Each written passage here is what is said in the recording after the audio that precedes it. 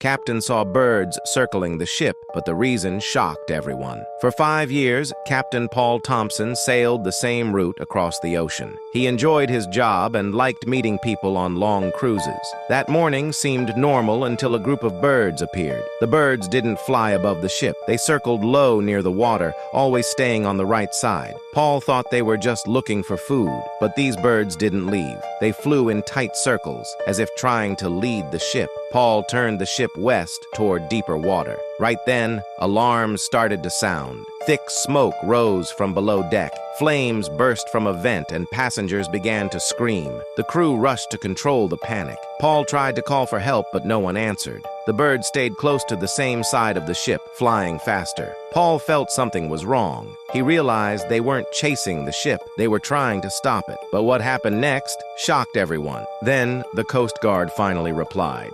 They said the nearest port was too far. But there was a small private dock nearby. It wasn't built for large ships, but it was the only option. Captain Paul turned the ship toward it. That's when a new problem came up. The ship was losing fuel quickly. The gauge was dropping fast.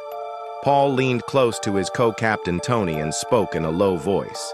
He told him they wouldn't make it to the dock. Tony nodded. He already knew. Flames were still burning below deck. Black smoke filled the lower halls. Paul looked ahead and saw a wide river mouth. It led inland. The water was shallow, but it was calm. If they were lucky, they could beach the ship there.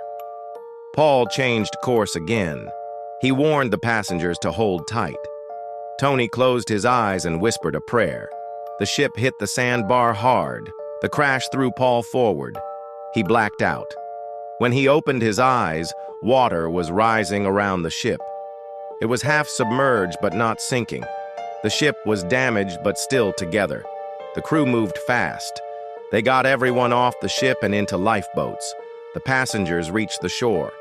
Rescue teams arrived soon after. People were scared, but they were safe. It seemed like the danger had passed, but the truth came out weeks later. A full investigation was done. They checked every part of the wreck. The fire had not started because of the birds. A single loose bolt had been missed during engine maintenance. It had fallen, hit metal, and caused sparks. Those sparks led to the fire. The birds had seen it first. They weren't following the ship for food. They weren't a threat. They were trying to help. Every time Paul tried to turn west toward danger, they flew in to stop him. They were warning him. Paul thought about that day for a long time. He still worked as a captain, still sailed the same ocean. But he never ignored the signs again. From that day on, he watched the sea and the sky with new eyes. The birds had not tried to harm him, they had tried to save him.